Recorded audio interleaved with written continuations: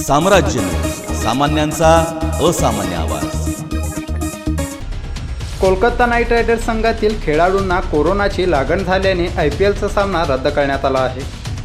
IPLच्या मैदानातून मोठी घडामोड समोर आली आहे। कोलकाता नाईट रायडर्स संघातील फिरकीपटू वरुण चक्रवर्ती आणि संदीप वारियर यांना कोरोनाची लागण झाली आहे। यासोबत आणखी काही खेळाडूंची तब्येत बिघडल्याचेही सांगण्यात येत आहे। त्यामुळे IPLचा कोलकाता नाईट रायडर्स विरुद्ध रॉयल चॅलेंजर्स बेंगलोर यांच्यातील आजचा सामना रद्द करण्यात आला आहे। आजचा नियोजित सामना पुढे ढकलण्यात आल्याची अधिकृत माहिती BCCI कडून देण्यात आली आहे।